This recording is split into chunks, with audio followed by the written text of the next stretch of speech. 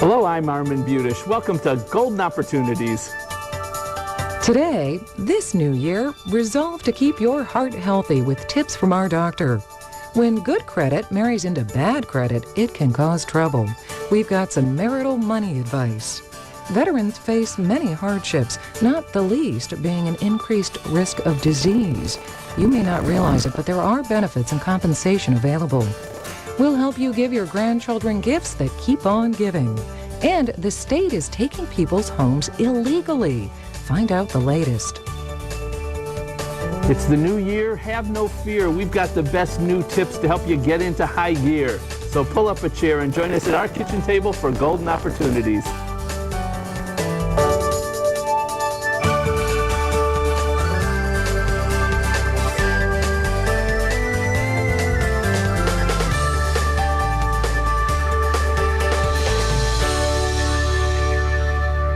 The New Year's upon us, and yes, that means it's time for some heartfelt New Year's resolutions. Here to help us get to the heart of the matter is Dr. William Lewis, a cardiologist at Metro Health Medical Center. Hello, Doctor. Good morning. Welcome back to the show. Thank you. To keep our heart healthy, what should be our first New Year's resolution? Well, I know it sounds like a cliche as far as New Year's resolutions are concerned, but stopping smoking really is the #1 thing that we should be thinking about, because smoking is the #1 cause of preventable death in the United States. About 430,000 people in the United States will die prematurely, mostly due to heart problems, due to smoking. Wow. People think of lung problems, but it's also heart. It is. In fact, it's more important that the heart is actually the most important disease associated with smoking-related deaths. One of the resolutions on your list is know your own health. What's that mean? Well, I'm a big advocate of taking control of your own health. And I think that it's important for us to know several things about your own health, because it makes you a better advocate for yourself when you walk in and talk to your doctor. Like what? What should we know? Well, the #1 thing you should probably know about is your own blood pressure. It is very frequent when your doctor tells you, oh, your blood pressure is fine. What you really should know is, what's the number? And the target number we're going to use today is 120/80. And that's the number that you should remember. That top number being the systolic, the bottom number being the diastolic. The 120/80 number is the target that we all should be shooting for. And your doctor should try to get you as close to that as they can. All right. The second item. The second item is the LDL cholesterol. And the LDL cholesterol is the bad cholesterol. We know about the good cholesterol and the bad cholesterol. Well, this is the one that you should always remember. Both of them are important, of course, but the LDL is a number that we know that if we get it as close as we can to 100, we're going to do better in the long run. If you have a really good cholesterol, does that allow you to have a little bit higher bad cholesterol? Now, it's not that they're not easy trade-offs like that. We know that LDL, or bad cholesterol, is a very important number, and that we know that if we lower it, we'll do well. But we also know that we need to raise the HDL as well. So you just can't say, I'm going to have a terrible diet and keep my HDL high and go from there. All right. Now, there's one other number that we should know. What is that? A little bit more difficult to discuss, but if you're a diabetic, you want to make sure that your hemoglobin A1C is 7 or below. And that number is very important, because it's not like... It's like going to the dentist, and when you go to the dentist and you floss in the morning, the dentist knows that you've been flossing that morning. They look at your gums. If you go to the doctor and your sugar, the one that they test in the office, is normal when you go in, it could be because you were compliant and did very well with your diet the day before, and then all of a sudden we now have a good glucose. What this hemoglobin A1C does is it looks at your glucose control over several months. And that's what's important. It's over time. Correct, and that's going to protect your kidneys and your heart over the long run. All right, now, talking about New Year's resolutions, do we have to resolve to exercise? I think we do. Again, another cliche-ish, I'm going to exercise. I want to lose weight, I want to exercise more, both of which are very, very important in terms of promoting your longevity and keeping you healthy and happy over time. How much exercise do we have to do? About 30 minutes a day. And the reason why we say daily is because if you make it 3 times a week, on Monday you'll say, well, I'll do it on Tuesday. What you really want to do is you want to do it every day, make it regimented, and go for 30 minutes a day. So the 1 minute I do on this show once a week, that's not enough? It doesn't count. All right. So. Last resolution goes along with your take control of your own health. Other than asking for numbers, is there anything else we should do? Well, you should always try to, again, you should know how your body works. You should study it. You should ask questions of your doctor. You should walk into your doctor's office with a list of questions and make sure that they get answered. And you should know those numbers, because those numbers are really going to benefit you in the long run. Exercise, take good control of your own life. Good advice for the new year. Making heart-healthy resolutions is a very good start. But this year, resolve to keep them too. Your heart will thank you and your family will thank you. If you'd like more information, Dr. Lewis has a number of brochures that he'll make available. Call Metro Health's Heart and Vascular Center. My hearty thanks to Dr. Bill Lewis. For more information, call the Metro Health Heart and Vascular Center at 216-778-5064. Again, the number is 216-778-5064. Next, managing maritally merged credit. We're Gateway Title, keeping life simple. Thinking about selling your home? Would you like to do it yourself but need some help? It's so simple to get us on the phone. We'll teach you the facts and show you how easy selling your home can be. Gateway Title. We're keeping life simple. We're Gateway Title, we're keeping life simple. Opposites attract. That might be a romantic idea. But when good credit falls in love and marries bad credit, debt counseling might replace marriage counseling. Here to make sure your financial security doesn't unravel after tying the knot is Cherie Dimmerling from the Mortgage Doctors. Hello, Cherie. Hello, Armin. Cherie, can your spouse's bad credit affect your credit if it's been perfect for years?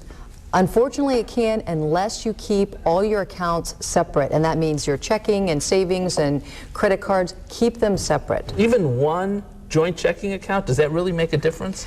You know, not so much the checking, unless it depends on how bad the credit is. If the credit, if they've gotten to the point where they could have judgments, liens, a bankruptcy, yes, you should keep your checking account separate then as well.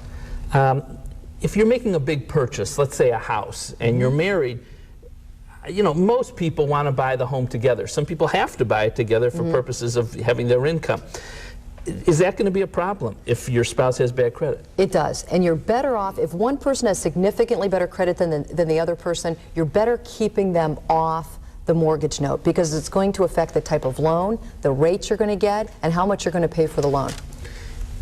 What about being on the house deed or not on the house deed? Does that make a difference? You know, this is a dower state and one of just a handful left in the country, so technically we own our spouse's real estate anyway. But if you put the financing just in your name, you can always put your spouse on title. So if the spouse is on the title, that is or isn't a problem? I'm not sure I follow. You can put the spouse on the title. They're not on the mortgage note. They're not responsible for the note itself, and they're not affecting your rate, but they do have access to ownership of the house. But if your spouse is on the title and your spouse has credit problems, serious credit problems, like a judgment against them, okay, then they can take the house away, right? Yes, now I see where you're going with that. Yes, if the person formerly didn't own any type of real estate, and now they have real estate that's in their name, whether they're on the mortgage note or not, any sort of judgment or lien that was previously not attached to anything will then attach to that real estate if they catch that you own real estate. All right, so let's say that two folks get married. One has great credit and the other one has bad credit. Should the one with good credit pay off the debts of the one with the bad credit? You can. Now, here's a couple things to think about. Just paying off the debts today and bringing them current doesn't mean they're going to have good credit. It just means everything's current. They're still going to be plagued for years by all those late pays or failures to pays that are showing up on their credit. Secondly, if you pay off your spouse's debt and you end up divorcing, you're not going to be able to recover any of the money that you've already spent. Wow, that can be a problem. Do you recommend checking out the other person's credit before you get married? You shouldn't have a bad surprise, whether it's many things that you should check out. Obviously, we don't have time for all those before you get married. But when it comes to credit, you should take a look at your spouse's credit to know what you're getting yourself into. If you've already married someone with bad credit, what can you do? Well, first of all, keep everything separate. Don't get joint credit cards. Don't have joint checking. Keep everything very, very separate until you get to the point where it's not going to harm you to have joint checking or credit cards with them. If it's that terrible and you really are never going to be able to bring the score back to the way you want it, they might be better off filing a bankruptcy and discharging that debt, depending on what the situation is. As a last resort. As a very last resort. But if you get that far, if everything's separate, that bankruptcy will not show up on your credit. If you have even one joint credit card or mortgage, their bankruptcy will then become part of your permanent record. Wow. Whew. All right, before agreeing to take your spouse for better or for worse, you might want to find out how much worse his or her credit is. When you walk down the aisle, it should be toward a sound financial future together. If you have questions or if you'd like a free credit report, give the Mortgage Doctors a call or log on to their website. My thanks to Cherie Dimmerling. To learn more, call Mortgage Doctors at 888-794-LOAN or log on to www.mortgage-doctors.com. Next, something every veteran should hear. But first, most seniors have at least one chronic illness. Can you guess which one tops the list? Arthritis, diabetes, hypertension. We'll test you for the answer when we return. Mr. Leary's here for follow-up. He's due for an echocardiogram. How's it going? The echo first found his disease. With the technology, we were able to discover his heart problem and give him the treatment that it took to maintain his lifestyle. And now everything's resolved, so he's been doing very well. We develop a relationship with patients. Mr. Leary's been a friend to me. I mean, we've been through a lot together in the last several years. All right, we'll take a look at it and I'll give you a call. From 2000 to 2001, the chronic health condition most commonly found in the senior population was hypertension, with 49.2% suffering from it. In the same survey, 36.1% of seniors complained of arthritis, while only 15% said they suffered from diabetes. If you're a veteran and you suffer from diabetes, cancer, an ulcer, emotional problems, you may be entitled to a veteran's pension and other benefits. Many common diseases can result in compensation for you or for a spouse. You don't even have to be able to show that your illness resulted from your military service. Here to explain is Jim Fell, Executive Director of the Cuyahoga County Veterans Service Commission and a captain in the United States Naval Reserve. Good morning. Let's start with veterans who served in Vietnam. There's a list of medical conditions that if a veteran has one of those conditions, there's some money available? That's correct, Armin. Suppose the veteran served in Vietnam and was in country and exposed to Agent Orange. There were a number of herbicides used in Vietnam to defoliate the jungle to expose enemy troop movements. The Veterans Administration has ruled that simple service in Vietnam, the veteran is presumed to have this exposure. Also, in addition to that, if they now suffer from diabetes, certain respiratory cancers, prostate cancer, and a number of other medical conditions, the VA presumes this resulted from their service in Vietnam. And when you say presumes, the good news in putting that in common terms, that means that it's not up to the veteran to have to prove that they got prostate cancer or diabetes from Agent Orange. They just have to show that they were in Vietnam during the Vietnamese War. That's correct. The medical and scientific link has already been established. All right, now, what can you collect if you qualify for one of these programs? The compensation can be quite substantial depending in the living veteran what disability rating the VA determines. This compensation can range from a low of $108 per month up to $2,500 a month, wow, tax-free. Now what if the veteran passes away? Is there anything for the spouse? There can be. if the veteran passed away from one of these presumptive medical conditions from his Vietnam experience, the widow may be eligible for close to $1,000 a month, tax-free also. Even if the vet had not been receiving a pension before he or she died? That sometimes happens, where the veteran wasn't aware that they might be eligible for disability compensation. We can still go back, and if we establish he had the disease from his Vietnam experience and died from it, then we can file for the widow. Now, we've been focusing on Vietnam. What about veterans of World War II or Korea? Are there similar kinds of programs for them? Yes, there are. There's a whole host of programs and benefits available for veterans that they're just not aware of. For example, World War II and Korean War veterans who served in cold weather conditions and perhaps suffered from cold weather injuries such as frostbite, trench foot, immersion foot, and who now have certain medical conditions such as arthritis in the affected areas, cold sensitivity, chronic pain, and so forth. They may be eligible for compensation. Most people don't know about this, and it's so important. The Veterans Administration estimates that hundreds of thousands of veterans are missing out on benefits that are due to them.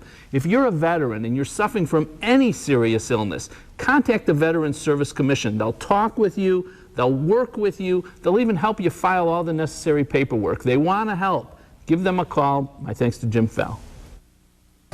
If you'd like more information, contact the Cuyahoga County Veterans Service Commission at 216-698-2639. The number again is 216-698-2639. Next, how to give your grandchildren gifts that keep giving.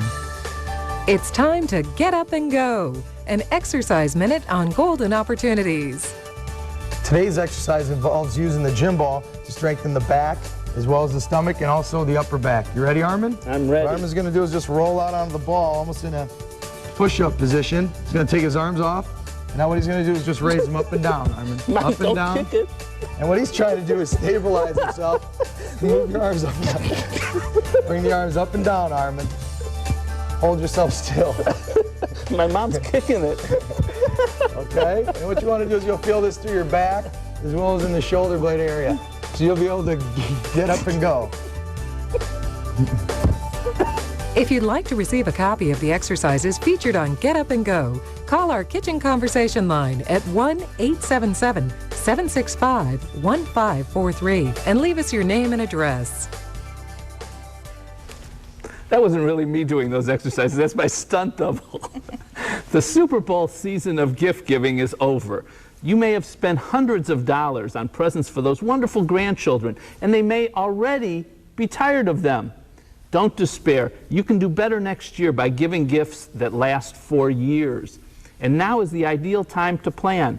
According to our guest, Elizabeth Plax, founder of Plax & Associates Financial Securities. Hello, Good morning, Elizabeth. Alan. Elizabeth, traditional presents like toys and clothes and games, they may not be the best gifts. Well, every year people spend not only hundreds but thousands of dollars on gifts that will last a few weeks, a few months at best, when in fact there are lots of things that can be done, especially for grandchildren, that are going to last a long time and have really good impact. Like what? Well, let's start with children, the grandchildren of different ages. So for very young grandchildren, and I brought some things. This is my show and tell day. Here's a very pretty box with which any 2-year-old will love to play with a box, and this is actually a younger kind of thing. But here's a little toy. Very cute, the kids will love it. Very inexpensive. Inexpensive. But then take the check, okay, write a check and spend it on a 529 plan, on a U.S. savings bond. 529 plan is for college education, exactly, or for a savings bond, okay? And this will last a whole lot longer, and that wonderful little grandson will never miss it. So you okay? just take the money you would have spent on the expensive toy, and some of that you put towards college. Exactly. Makes a lot of Absolutely. sense. All now, right. for children who are a little bit older, if they live in town, let's talk about non-financial gifts for a minute. Spend a day, a gift certificate for a day with grandma or grandpa. Do something they enjoy doing or something that might be a special treat. They'll love it and they'll remember it, okay? If you really want to do a gift, my suggestion is, again, a nice little toy. Has a cute little box, okay? But how about a stock certificate, okay, for a stock that they know about, like McDonald's, Coca-Cola, Nike, you know, all of those kinds of things. I'm not suggesting these companies for investment purposes specifically, but because there are things that they know and they'll be involved in, and you can begin to teach them about saving and about investing. For younger kids, I know that the Disney stock certificates Absolutely, have they're all wonderful. the characters Right, on it, so they're just fun to and look at. They're fun to look at. You can even frame them. It's wonderful. Okay, for children who that same age who live out of town, how about a calling card just for calling long distance to Grandma and Grandpa? Again, something special between you and that child, and of course this works in or out of town. Okay, and then for children who are a little bit older, and I was thinking about teenagers. Again, you know, a gift makes sense. Okay. And here's another, this is another check, but there are several things that you can do for older children. Where's that check? Oh, I like checks. Oh, You like checks? Okay, I'm going to keep this one. But we can talk again about Coverdell accounts, which can pay for high school as well as college, the same 529 plans to add to that. One of the things that you can do with older children is talk about charitable giving. Get them involved in your charitable giving. For example, should you give more money to the environment or to causes for children? Help them to kind of argue both sides, talk about it, make a decision with you on where the money should be So you going. could make money available to them for decision making. And they can help make the decision as to where the contribution goes. And this what way kind you're of helping them to understand about charitable giving, about different kinds of causes, why it's important to participate in that. And it's with a a lot good of way to these- learn about money. With a lot of these groups, when you send in the donation, they send you a little Something gift back, too, absolutely. which is very nice. Exactly. The latest toy fad, it will fade, but financial gifts have the chance to make a lasting difference in your grandchild's life. If you have questions, give Elizabeth a call. She'll give you the gift of her time and a free fact sheet on gifting to youngsters too. We'll be back. For more information or a free fact sheet, call Plax & Associates Financial Services at 216-514-3300 or visit www.lpl.com/elizabeth.plax. Next, learn about the state's program to take the houses of older Ohioans illegally. Looking for places to go, things to do? Welcome to our community calendar. The Luke Delahaye photograph exhibit, History, will be at the Cleveland Museum of Art until February 23rd. The exhibition features panoramic color prints of world events. Admission is free. For more information, call 216-421-7350 or log on to www.clevelandart.org. The Rock and Roll Hall of Fame will host The Genius of Ray Charles, now through February 28th.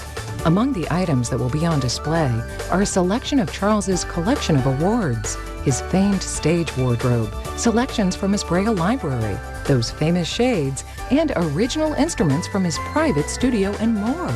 Call 216-515-1228 or go to www.rockhall.com for more information. A gentleman recently came to see me. His wife had been very ill. He struggled to take care of her at home for as long as he could, but eventually he had no choice other than to admit her to a nursing home, and that's where she spent the final 2 years of her life. She died just a couple of months ago. This gentleman owns his home, and he receives Social Security. That's about it. So Medicaid covered most of his wife's nursing home costs. When this gentleman came in to see me, he was very upset. I bet you would be too. He had just received a letter from the state of Ohio, Office of the Attorney General. The letter began by stating that Jim Petro, Ohio's Attorney General, was seeking to collect $121,894, which this man supposedly owed to the state. Oh, and interest too. The letter goes on to say, and I quote, "Pursuant to Ohio law, a lien was filed which encumbers your home. This lien allows us to initiate a foreclosure action against your property. In order to avoid such action, it's important that you contact this office immediately to discuss arrangements to pay the balance which remains due and owing." Then this note from the state provides an address to send $121,000 plus interest. After reading this letter, the gentleman almost had a heart attack, literally. The state was threatening to foreclose on his home if he didn't immediately come up with $121,000. He doesn't have $121,000. His only asset is his home. He was afraid, truly frightened, that he would lose his home and have to live on the streets. I'm glad the man came to see me. I assured him that he would not be left homeless. You see, the law is very clear. The state cannot take your home to pay for a spouse's Medicaid benefits, at least as long as you're alive. This is not a gray area of the law. It's not debatable. The state cannot take this gentleman's home from him, period. So why did Attorney General Petros send this threatening letter? I believe it was designed to deceive and scare this gentleman into giving up his home to the state. And this man is not alone. Lots of folks are getting letters from the Attorney General telling them they have to pay money that they really don't have to pay. The Attorney General is the state's chief law enforcement officer. His job is to enforce the law, yet these letters violate the very laws he's supposed to uphold. The gentleman who came to see me won't lose his home. But how many of our older neighbors, friends, and family will have their homes wrongfully taken from them? These deceptive intimidation tactics must cease. If you agree, please contact the Attorney General's office and tell them to stop violating the law by coercing people to give up their homes. And contact your state legislators too. If the Attorney General won't listen to us, perhaps he'll listen to our elected representatives. The Ohio Attorney General's address and telephone is State Office Tower, 30 East Broad Street, 17th floor, Columbus, Ohio, 43215, and the phone is 614-466-4320. To contact your state representative, call 800-282-0253. Call Beautician Solomon at 1-888-236-5173 for more information. Again, 1-888-236-5173. Golden Opportunities is sponsored by Metro Health Medical Center, Lineweaver Financial Group, Ta-Check Tax Service, Gateway Title Agency, Plax & Associates Financial Services, and Beautician Solomon Attorneys at Law. Well, we've run out of time today, but before we go, I need to tell you about a time change. Next week, we move back to our regular time of 11:30. Until then, I hope you'll make the most of your golden opportunities. Would you like to join our kitchen conversation? All you have to do is call toll-free 1-877-765-1543 and leave us your question, name, and phone number. Or log on to www.golden.tv for all the latest information and show updates.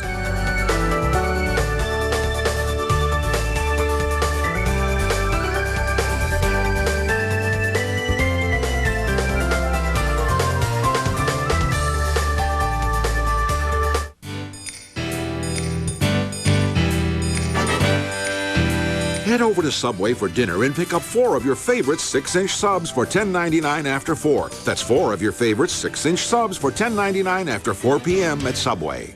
It's Truck Month at the Spitzer Dodge Superstore on West 130th in Brook Park. Right now, get a brand new Ram work van for just $13,995. Or lease the brand new redesigned 05 Dodge Dakota, just $149 a month. Or get an 05 Dodge Ram, the most powerful truck around, for just $179 a month. Or what about a brand new 05 Dodge Durango with its Hemi power and available 7-passenger seating, just $229 a month. Truck Month is going on right now. Since 1904, we serve you better and save you more. The Spitzer Dodge Superstore on West 130th in Brook Park.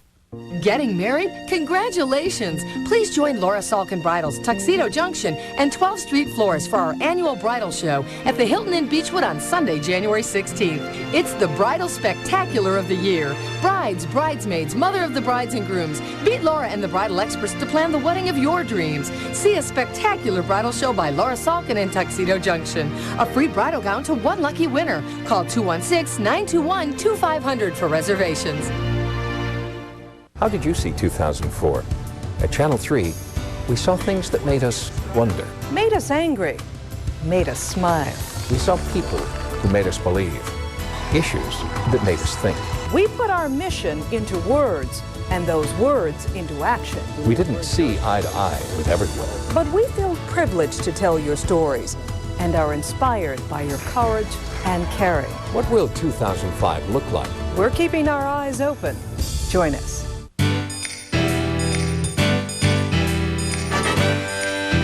Head over to Subway for dinner and pick up 4 of your favorite 6-inch subs for $10.99 after 4. That's 4 of your favorite 6-inch subs for $10.99 after 4 p.m. at Subway.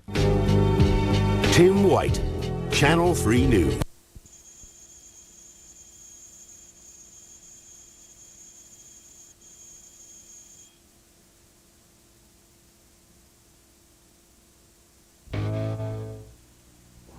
Hello, I'm Armin Butich. Welcome to Golden Opportunities. Today, a new report confirms that many older Americans who seek information about the new Medicare drug card aren't getting accurate answers. We'll make sure you have the right facts. Annuities have tax advantages that you should know about. Think you're ready to sell your home? Our good deed will be to make sure you haven't forgotten something. Is owning always better than leasing? We'll help you make smart auto decisions. And can you believe it's easier than ever to bounce a check? Check with us on how to protect yourself. We're back at 11:30, and we're back with more information you can use. So pull up a chair and join us at our kitchen table for Golden Opportunities.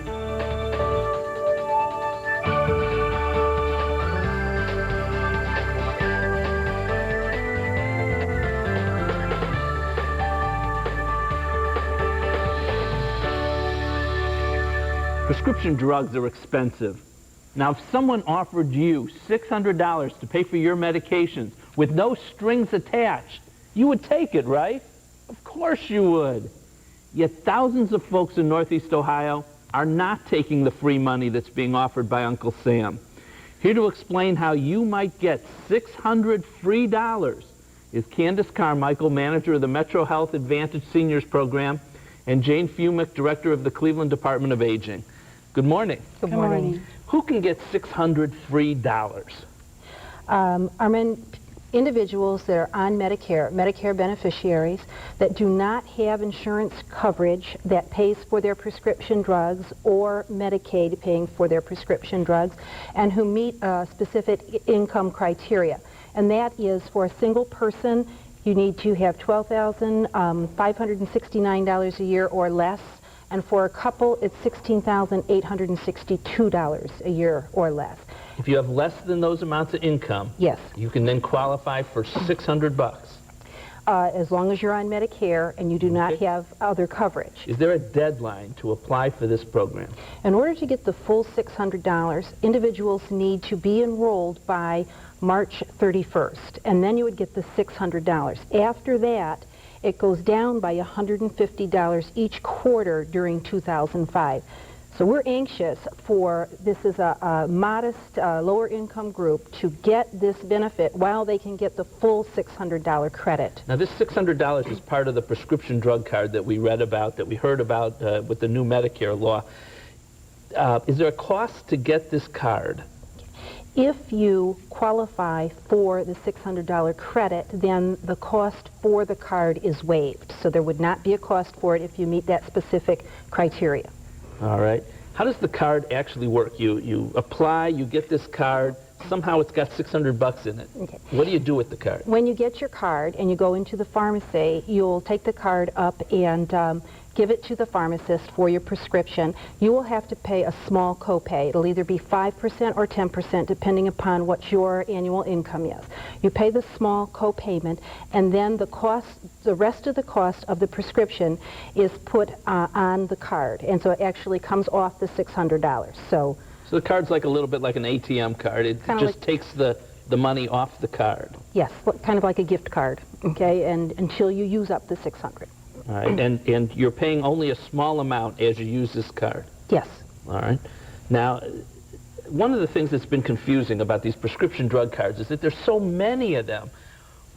How many are there in Ohio, and how do we decide which one to take? Okay. In Ohio, we know that there are over 40 cards, and so one of the 40 issues cards. I don't get that, but go ahead. I mean, I know. There are over 40 cards in Ohio, and so it's difficult for anyone to understand which card would be the best card for them.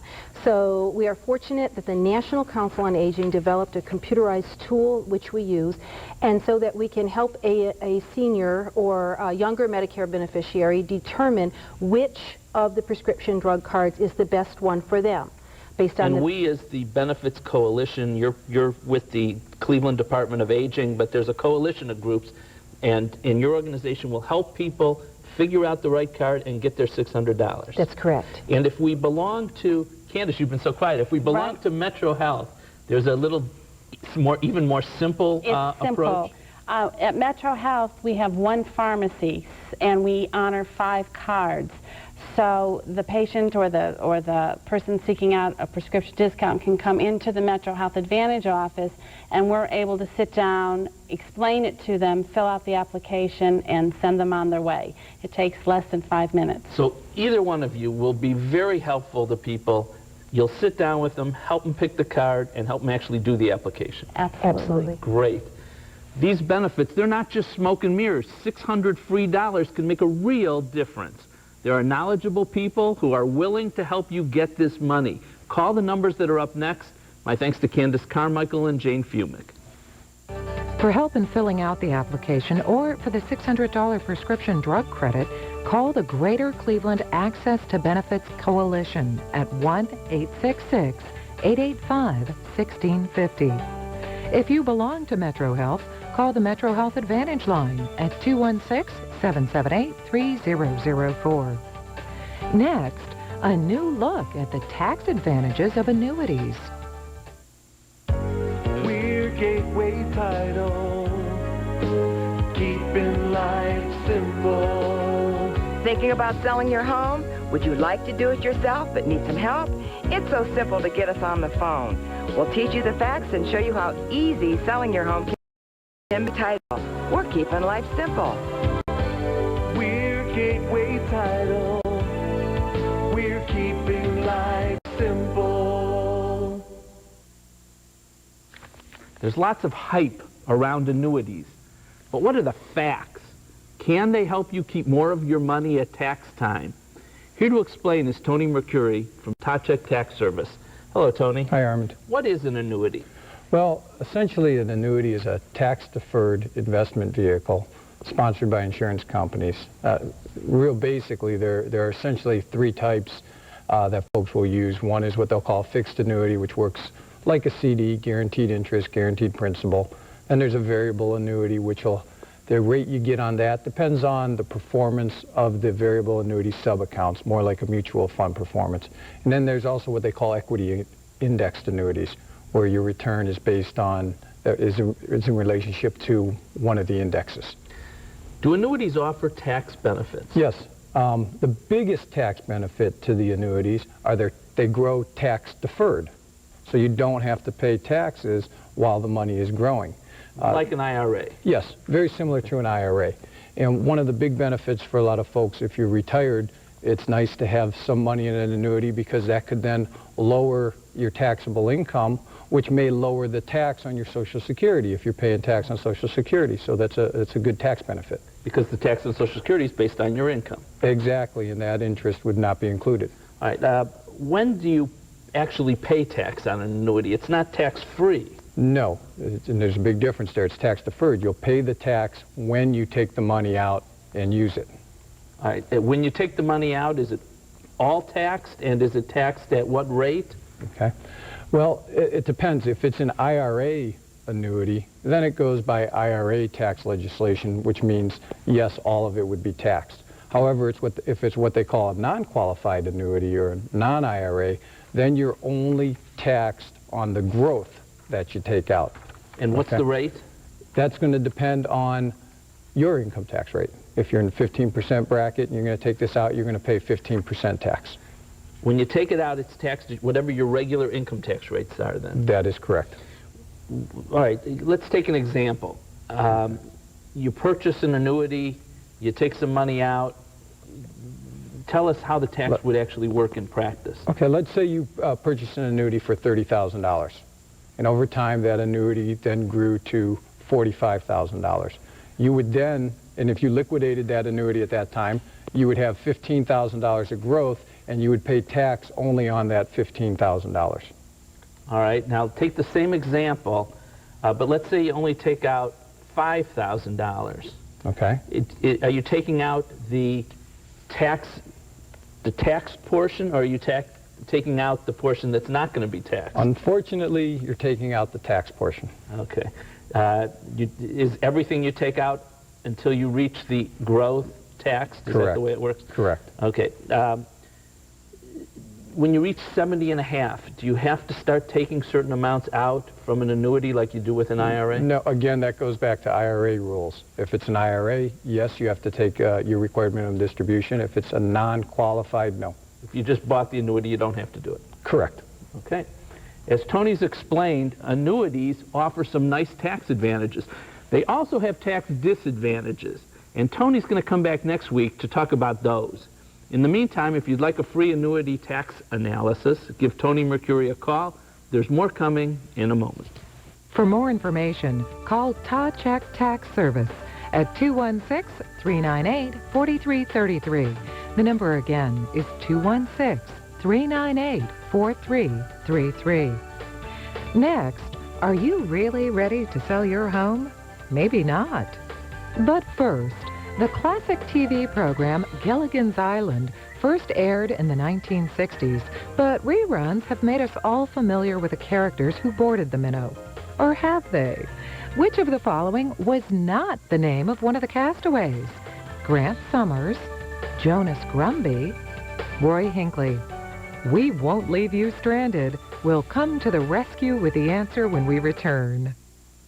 Mr. Leary's here for follow-up. He's due for an echocardiogram. How's it going? The echo first found his disease. With the technology, we were able to discover his heart problem and give him the treatment that it took to maintain his lifestyle. And now everything's resolved, so he's been doing very well. We develop a relationship with patients. Mr. Leary's been a friend to me. I mean, we've been through a lot together in the last several years. All right, we'll take a look at it, and I'll give you a call. Which of these men were not marooned on that uncharted desert isle?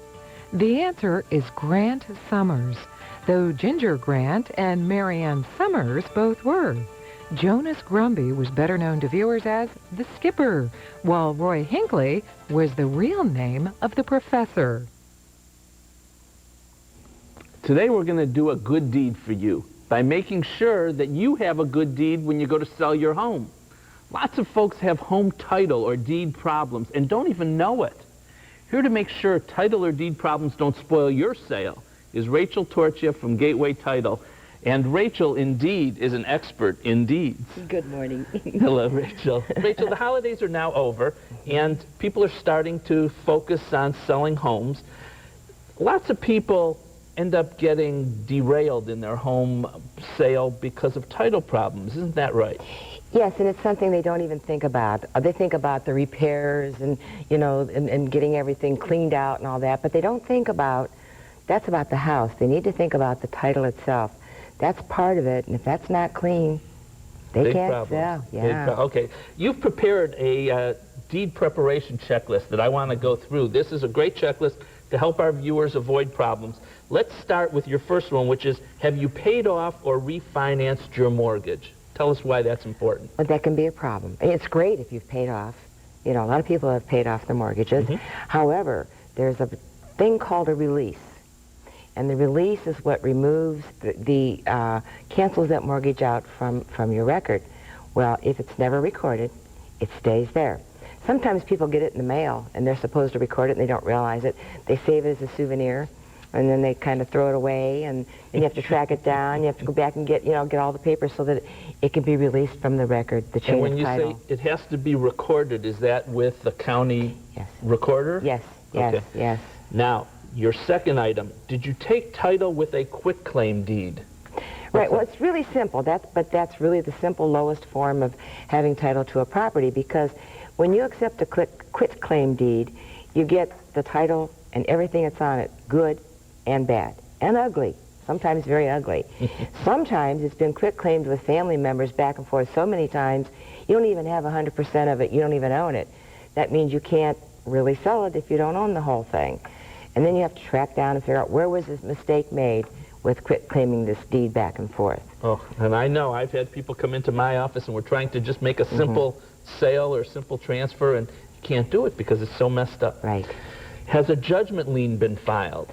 Well, you know, maybe you've had a dispute with medical dispute, someone you didn't pay. Maybe you thought they charged too much, and so you didn't pay them, and they filed and got a judgment lien against you to get that money. So you sell the house, they're going to get paid off also. They're not dumb. I mean, they know one way or another you're going to pay them. That's against your title, and you have to take care of that one way or the other. Can't transfer title with that still on there. Next, has an owner died? Yeah, and unfortunately, some people think with just a joint survivorship deed, if they have title that way, husband and wife, they don't have to do anything because it's joint survivorship. It's not just husband and wife, just two parties, you know, joint survivorship. And what you've got to provide at the death of one of the owners is the death certificate and a survival of the surviving affidavit of the survivor. Those have to be taken to the county, and that must be recorded. If you still keep getting tax bills with both names on them when one has died, you know it probably hasn't been done. And again, if those things haven't been done, you're looking at problems that are going to mess up your home sale. Clearing the path to a smooth home sale starts with clearing up your problems with your deed or title. If you call Gateway, they'll send you a free printout of the recorder's search on your property. That's very helpful. Plus, they'll send you an informative home sale kit. The number's up next. My thanks to Rachel Torcha. For a free fact sheet or for more information, contact Gateway Title Agency, 1-800-357-0567 or www.gatewaytitle.com. Next, is it better to lease or to buy? We'll drive home the answer in a moment. It's time to get up and go. An exercise minute on golden opportunities. Today we're doing an advanced push-up on the gym ball. You ready for this, Armin? I don't think so. Last time we did push-ups, it wasn't a pretty scene, so let's see if you can do them off this. All right. Ready? Roll forward. Okay. Okay, and he's just going to get his feet supported on this ball, and again, you don't want the ball to move. Get your tummy nice up there. Good. Now, push-ups. Ready? Go ahead. One. Come on, get down there. It's a push-up. Two. Get down there. You gotta, come on. I'm doing it. What are you? That's 10. Okay, this will help you get up and go. 20, 22. If you'd like to receive a copy of the exercises featured on Get Up and Go, call our kitchen conversation line at 1-877-765-1543 and leave us your name and address. You don't get that athletic by accident. All right, now, does leasing a car sound great? You pay less money, you get a bigger car, and you can change to a new one every few years. Before you jump into the driver's seat, you need to know that the answer is not so simple. Here to drive home the pros and cons of leasing or buying is Jim Lineweaver, who's the driving force behind Lineweaver Financial Group. Hello, Jim. Hi, Herman. Jim, how does leasing work? Well, I'm sure regarding leasing a car, but, you know, leasing a body, probably a lot of people would love to get out there and be able to do that, just pay a fee and not have to worry about it. But when it comes to leasing a car, what you end up doing is you're basically paying a fee to borrow that car for a while. It can be 3, 5 years, whatever, but you're going to, you know, negotiate the price of the car, and then what they're going to do is they're going to calculate what's called a residual value. So when the lease is done, there's going to be some value to that car, and then you're basically going to finance the difference. All right.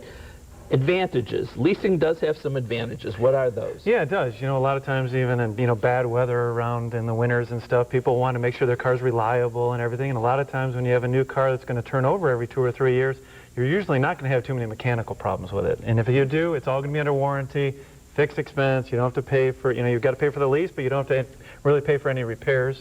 You can get a lower down payment. You can have a lower monthly payment than going out and physically purchasing the whole car.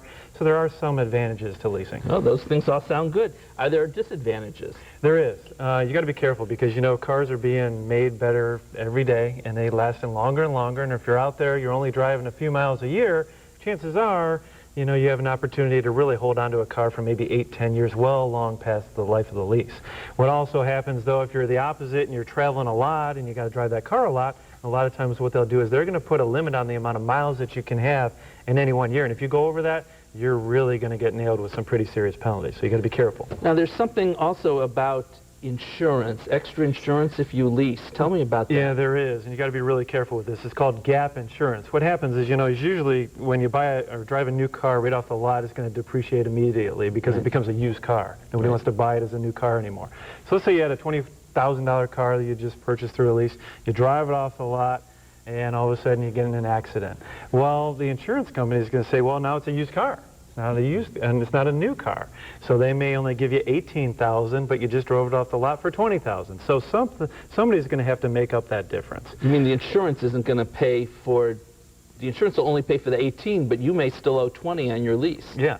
I got you. So that gap insurance will make up that difference, and it's just an added insurance that, in addition to all the other insurance that you're going to have on the car. So bottom line, is it better to buy or lease? Well, it just depends on your individual structure. And sometimes if you own a business or if you can actually write off your vehicle and write off the insurance and everything and gas, maybe it's better to lease. If you're doing a lot of traveling, you want to make sure something's really dependable, you know, you can look at the lease side of the equation. However, for most people out there, buying the car, taking good care of it, having it for the long haul is going to work out to be a much better deal. And I know you're generally an advocate for older people for buying. Especially, yes. Okay. Now, is leasing not pleasing? Is the price to buy too high? It all depends on your situation. To drive away with the right answer, give Jim Lineweaver a call. He won't steer you wrong. We'll be back. For more information or a free fact sheet, call Lineweaver Financial Group Incorporated, 1-888-313-4009, or visit www.lineweaverfinancialgroup.com. Next, thanks to a new law, bouncing a check has never been easier. Looking for places to go, things to do? Welcome to our community calendar. Broaden your horizons at the NASA Glenn Planetary Exploration Program on Saturday, January 15th from 10 a.m. to 3 p.m. Learn about the Mars exploration rovers, as well as the landing of the Huygens probe on the surface of Saturn's moon Titan. For more information and reservations, call 216-433-9653 or visit www.grc.nasa.gov. Celebrate the spirit of Dr. King's life, leadership, and vision with the Cleveland Orchestra on Sunday, January 16th at 7 p.m. at Severance Hall. This annual concert is free, but tickets are required. Call 216-231-1111 or log on to www.clevelandorg.com. Check this out. The government has just made it easier for you to bounce a check.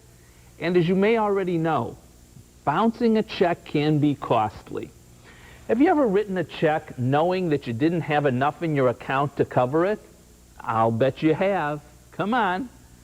Maybe you wrote a check on Monday, knowing that Tuesday is payday, and then you could deposit the necessary funds to pay the check. Or maybe you just needed to move some money from savings to checking to cover the check. This worked because it usually takes 2 or 3 days for the check you write to clear your account. Why do you get extra time to put funds into your account to cover a check? It's because when you write a check, it must pass through many hands before the money is actually taken out of your account. Let's say you write a check at the department store. The store would then deposit the check into its bank account. The store's bank would then send your check to the local Federal Reserve Bank. Then the Federal Reserve Bank would send the check to your bank. This process, sending the checks, which are by mail, from one place to another, would typically take 2 or 3 days. And that time lapse gave us that nice little cushion called the float. Well, our float has now floated away, thanks to a new law which has changed and sped up the check handling process. The law is called Check 21. Instead of sending your actual physical check through the mail from one bank to another, the bank now may scan your check into its computer, then send an electronic copy. Transmitting a copy of your check electronically instead of by mail will be a great time saver. Under the new law, when you write a check, it could clear your account almost before the ink is dry. So when you write a check, you'd better have the money in the account to cover it. Otherwise, it's likely your check will bounce faster than a LeBron James breakaway. Oh, one other thing, you should also know that the fast forward button only works on what's going out of your account. Checks deposited into your account won't clear any faster. So let's say you deposit your paycheck into your bank account today. Can you write checks on your account the same day? It used to be okay to do that. It took a couple days for the money to get into your account after you deposited your check, but it also took a couple days for checks you wrote to clear your account. Now, checks you write on your account will clear promptly, but checks you deposit into your account, like a paycheck, those may still take a couple days to add money to your account. That's because banks can still hold your deposits for a couple days. The new law speeds up the process when you write a check. This will save banks money. It's more expensive mailing checks than transmitting them just by pressing a button on a computer. In fact, experts predict banks could save billions, with a B, billions of dollars. But the new law will cost you money if you bounce a check because you didn't check out the new rules. Beautician Solomon is hosting seminars this week on how to protect your life savings from nursing home costs. For more information or to reserve your place, call 1-888-236-5173. Again, 1-888-236-5173.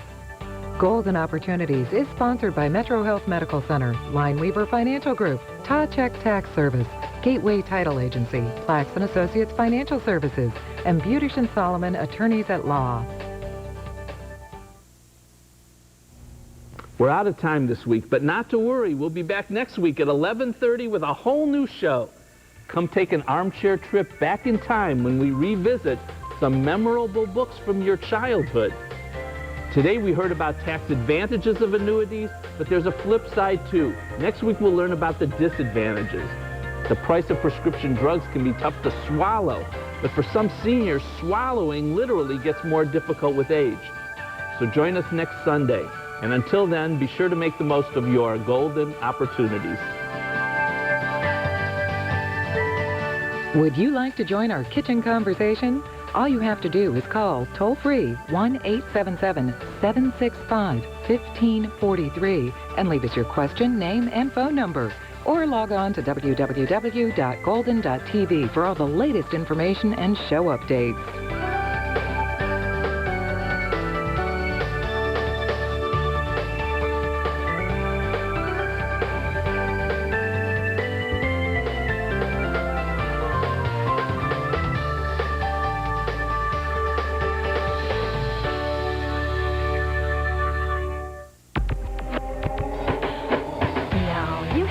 And gone to kitchen heaven? We just wanted to show you the kitchen you could have. I know what you're thinking. Expensive, right? Well, think again. Because now you can save 50% off every single solitary Marilat kitchen and bath cabinetry at Lumberjack's Creative Building Center in Akron.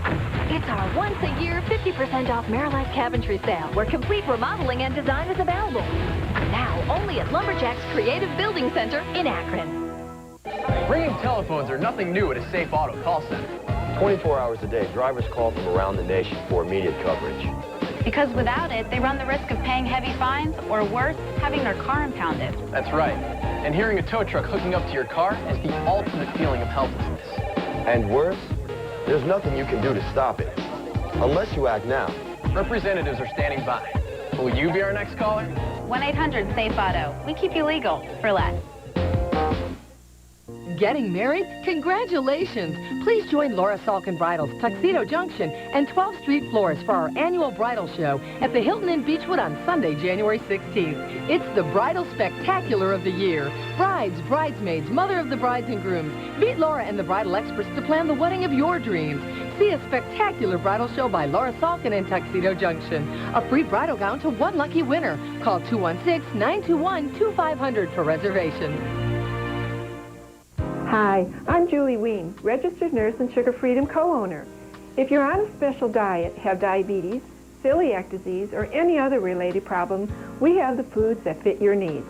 We'll answer your questions and invite you to taste our products before you buy. Every product listed here is 100% sugar-free, many with 0 carbs.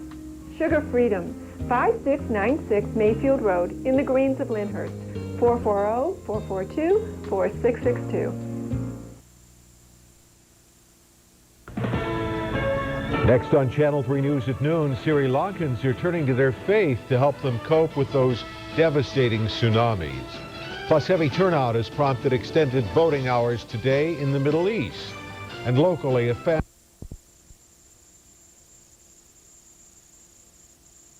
on Channel 3. Hello, I'm Armin Budish. Welcome to Golden Opportunities. Today, shouldn't the patient's best interests be a nursing home's top priority? That hasn't always been the case, but change is on the way and you can help. Ring in the new year by bringing in some new financial strategies. We'll see how bonds will rate in 2005. Strange as it may sound, you may have to protect yourself from companies that want to give you money. There's a killer in your house and you can't see, hear, or smell it. Find out how to protect yourself and your family. And the new year has brought new changes in Ohio's Living Will form. We'll explain how this new form will help make sure your health care wishes are followed. Our show is always like a breath of fresh air, but today you can take me literally. You'll see what I mean if you pull up a chair and join us at our kitchen table for Golden Opportunities.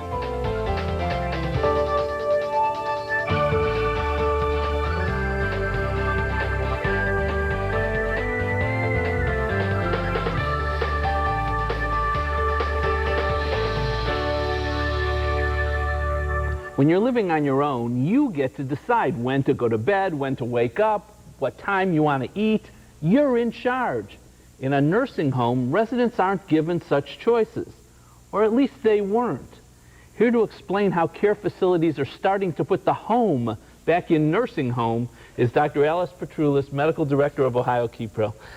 Good morning, Doctor. Good morning, Armin. What's the common traditional culture of nursing homes? Well, the common way in which nursing homes, and for that matter, all providers within healthcare, think is that we as staff think that we exist to have all schedules work around us. Yeah. And we forget that as we work in a nursing home environment, that we're working in somebody's home. The nursing home belongs to the resident, and we should start thinking about how we should act in their home. There are changes going on. Can you give us an example or two? Okay, when I talk about changes in how we think about it, or culture change, let's take, for instance, sleep patterns. Mm-hmm. It's important for older people to get the right amount of sleep. So they're in a nursing facility, and we start our day at 7 in the morning, and we turn those lights on, and we run the staff run those vacuum cleaners, and we wake up the residents so that they could get up, get bathed, and eat their meals according to our schedules, because we as staff have duties to get done. So we are intruding on that resident's life. And that's going to change? That actually has started to change. We've seen across this country the outgrowth of models like the Eden alternative, the Wellspring model. Another way we could call this is resident-centered care, in which nursing facilities are beginning to realize the importance of treating the resident in their home. And the care is to be centered around the resident. And we as staff need to change schedules to make that resident more comfortable. If I want to sleep in, then I can do that. You can sleep in, and then when you want to get up, you can get up, and you'll have your meal served at a time that you think it's appropriate, not when we as staff think it's appropriate. Everybody won't have to eat at a specific time every day. Exactly. Now, there will still be residents that may want to eat at a certain time period, and they can do that, but there will always be food available so that residents that may want to rise later out of bed or even earlier can have food available to them. This sounds so obvious. I mean, it sounds like the way things should run, but will it cost the nursing facilities more to implement these new programs? Well, you'd think that. You would think that more staff would be required to pull this off. Well, as it turns out, with mechanisms like cross-training, allowing staff to do have responsibilities different from the traditional, it turns out that all these changes that I've talked about can be achieved without adding any cost. Wow. How widespread is this new movement that you've been referring to? Well, it's a moving target. As I mentioned, it's a technique, it's a model that's being developed nationally. In Ohio, there are a number of nursing facilities that have adopted this model. In Northeast Ohio, we have at least a dozen nursing facilities that have already started this model. How do we find these, and what do we do if we're looking for a nursing home? Well, we at Ohio KeyPro have started to train facilities in this model, and we currently have a program going on. We're training about 40 facilities in the state, a handful of those being in Northeast Ohio, to initiate this model. For those viewers that want to find out more information, they can call us, and we certainly can help them in their choices. We're going to put up that number in a minute, but let me ask you another question. If you already have a loved one in a nursing home, and it's not one of these patient-centered facilities, is there anything we can do, and is there anything you can do to help? Well, as a resident or as a child of a resident in a nursing facility, I think it's important to talk to administrators and say, have you thought about introducing this model? I heard about it. I heard about it on your show. Heard it on Golden Opportunities. and let's talk about it. Let's initiate the conversation. And if they want more information, which a nursing home might, they can certainly call us. Right. And we're going to give that number. Imagine a nursing home less like a cold institution and more like a warm home. Ohio KeyPro is leading the charge to make people feel more at home in nursing homes. Contact Ohio KeyPro for more information or for help in making your loved one's facility more patient-centered. My thanks to Dr. Alice Petroulis. For more information, call Ohio KeyPro at 1-800-589-7337 or check out their website at www.ohiokeypro.com. Next, new information on bonds for this new year. Welcome back to the mortgage game. Do you charge any upfront fees? We charge all of our customers a small, non-refundable application fee. Do you want a house or not? No, our company only gets paid if we close your loan. Can I buy with no money down? You sure can, but the walls are extra.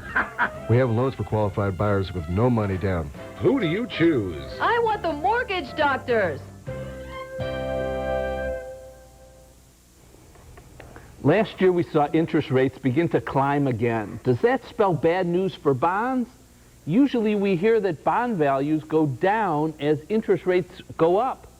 So should you unload your bonds now or hang on? Elizabeth Plax, founder of Plax & Associates Financial Services and an expert who always rates high with our viewers, is here to advise us on what to do with bonds in 2005. Hi, Arvind. Hello, Elizabeth. When interest rates go up, bonds go down, don't they? Typically they do. Last year we saw interest rates on the basic Federal Reserve rates go up 5 times, from 1% to 2.25%. So shorter term bonds went down. But at the same time, what was interesting was that longer term, the 10-year Treasury yields were going were going down, so that the bond values actually went up. And that's simply because the reserves and the market as a whole for bonds doesn't always work exactly the same way. Right. So it can happen. When we talk about the value of your bonds going up or down, we're only talking about the value if you sold it, right? It's true. That's true of any investment. You know, whether it's a stock or a bond, the concern about its value is if you're ready to sell it. And with a bond, excuse me, let me give you an example. If you have a 5-year bond at 3%, let's say, and you're looking to sell it, but the buyers can get more than 3% at the bank, they're not going to look very favorably on your bond. They're not going to want to buy it unless, what do? You give them a bargain, you decrease the price.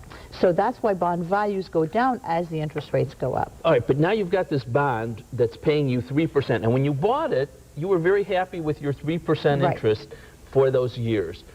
you can keep the bond, Absolutely. can't you? And it still pays you the 3%. Right. What's important to remember with bonds is that the coupon rate, which is fixed when you buy the bond, will remain the same no matter what happens to the value of the bond. It's still that same 3% a year or 4% or 5%, whatever it may be. And when the bond comes due, when it's done, then you get your par value back. All of it back. Yeah. You get your money back. Right. Even if the value has gone down. Well, the value of the bond goes from par, which is the initial issue value, to par again at the end of maturity. In between, it can go up and down. Okay. So now, it's going to go, yep. I want to get to the important Okay. question. What should we do? That's now, the question. for 2005. You know, interest rates are going up. Bond values, at least the short term, are coming down. Should we stay away from buying new bonds at this point? Not necessarily. That's always the answer. That's a good answer. The important thing to remember for most of our viewers is that we're buying bonds for income, not for capital appreciation. We're buying some amount of stocks for capital appreciation. We buy the Capital bond, appreciation means the value goes value. up. You want to make money. For on that. people who are at retirement or past retirement age, we buy bond in particular to raise income, to generate income. And so whether the bond value goes up or down, if you're going to hold them to maturity, doesn't make any difference as long as the interest rates that you're getting is appropriate for what you're trying to generate. You still may want to buy bonds then to round out your portfolio, provide that income you need. Right, exactly. And for, you know, as we get older, we need more bonds in the portfolio to generate more income and to diversify the total portfolio as well. So you can also diversify within the bond market with shorter term bonds and longer term bonds, and you can get better rates as you go longer. Now, bonds are complicated. Yes. Where do we get more information? Call my office, as always. That was a softball. That was a softball. No, I'll be happy to provide some fact sheets about bonds in general, but obviously everybody's situation is different, so if you'd like an appointment and we can review your bond portfolio, your total portfolio, and make some decisions as to what's appropriate, I'd be happy to do that. Great. Bonds can be confusing, but don't let that scare you away because bonds still provide an important source of income for your portfolio. If you'd like more information, give Elizabeth a call. My thanks to Elizabeth Plax.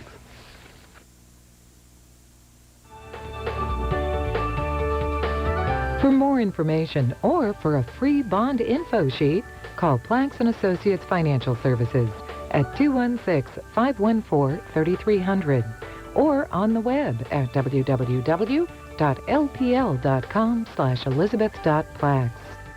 Next, protect yourself from unethical mortgage lenders. But first, true or false? Seniors spend 4 times more than younger Americans on health care. We'll cure any misconceptions when we return. Mr. Leary's here for follow-up. He's due for an echocardiogram. How's it going? The echo first found his disease. With the technology, we were able to discover his heart problem and give him the treatment that it took to maintain his lifestyle. And now everything's resolved, so he's been doing very well. We develop a relationship with patients. Mr. Leary's been a friend to me. I mean, we've been through a lot together in the last several years. All right, we'll take a look at it, and I'll give you a call. According to the Office of the Actuary of the Centers for Medicare and Medicaid Services, seniors spend a healthy amount more for health care than younger people. In 1999, health care spending by people 65 and over totaled $387 billion, quadruple the amount for people under the age of 65. The Amazon isn't the only jungle filled with fearsome predators. Just try hunting for a home loan. You can easily fall prey to beastly rates if you're not armed with the right facts. Luckily, Bridget Connor from Gateway Title Agency is here to lead us through the dangers. Hello, Bridget. Good morning, Armin. How are you? Good. Bridget, as a title company, you see all kinds of loans, good ones and bad ones. Tell us about some of the bad ones. Tell us about what is predatory lending? Predatory lending is when the interest rate is much higher than normal, closing costs are extremely high. Also, the mortgage broker or lender may ask you to sign what's called a quit claim deed. And what that does is it transfers the ownership of your property to the predatory lender. Wow. In the case that you can't make your payments on time. And of course, they tell you they'll only do that with your permission, but they don't always do that. How can you tell if the loan is excessively high interest or excessively high costs and points? You really need to do your homework. You need to call different lending institutions. The Saturday paper has interest rates and closing costs in there. You have to do a little research. When you go to a lender, I assume that the name isn't going to say, you know, ex-mortgage company, predatory lenders. No. Are there ways, are there tip-offs that this lender is one to be careful of? If you're talking to them and you just don't feel right, or when you make your loan application and they're not giving you any paperwork, you should be getting a lot of paperwork that you have to sign, and if you're not getting copies of all that, then that's a pretty good indication that you're probably dealing with somebody that's a little less than scrupulous. Do they tend to be more aggressive, more high pressure? Yes, they want the loan to close real fast. They want you to sign up right now. They want you to use their title company. Why is that important? Because these loans aren't, you know, the best quality. Oh, sure. Yeah, right? Not very good, right. I'm trying to use nice words. Because they're not good loans, most title companies won't close them. So they have their own title company, and they just tell them to close it. Now, again, as a title company, you see all kinds of things. Can you give us a specific case? We had one about a month ago where the woman was widowed. Her son had also passed away. She was elderly. She was buying a house for $199,000. She had $78,000 down. Doesn't sound like a big risk to you. Sounds like a very good, reasonable purchase. Right, and she was getting charged just in the one origination fee over $12,000. Wow. And her interest rate was at 18%. Wow. And she had a balloon payment at the end of her term, and the interest that she was paying for that term was over $21,000. Wow. So And how long was the term? 1 year. 1 year? Oh, my gosh. All right, now, what can people do to protect themselves? You can get as much education as you can.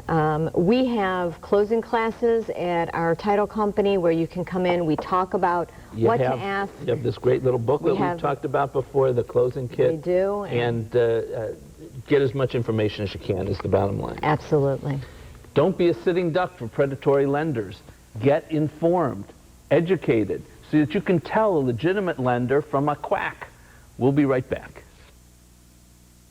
For a free home sale kit, or for more information on the February 26th For Sale by Owner Fair, call Gateway Title Agency at 1-800-357-0567 or log on to www.gatewaytitle.com.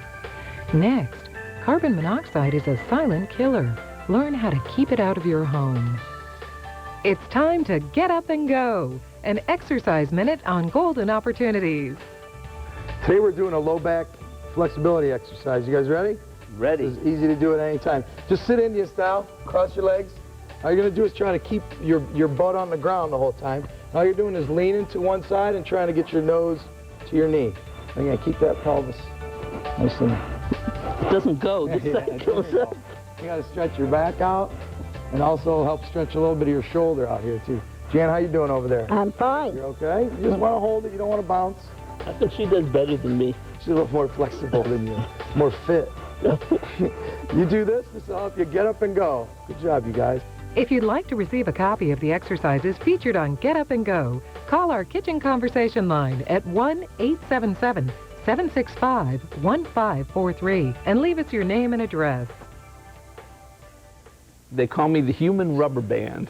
All right, now, as we've all sadly learned from the recent tsunami, some disasters can strike without warning. On the home front, it can happen too. A perfect example is carbon monoxide poisoning. It's an odorless, silent killer. But fortunately, unlike a tsunami, you can protect yourself in this case. Here to explain what to do is Clarence Moore, EMS coordinator for Metro Health. Hello, Clarence. Hi, Armin. It's good to be with you again. Good to have you back. What is carbon monoxide? Well, carbon monoxide is a odorless, colorless gas that interferes with the delivery of oxygen to the body. See, red blood cells, it picks up carbon dioxide quicker than oxygen. So when carbon dioxide is in the body, CO, tissues die.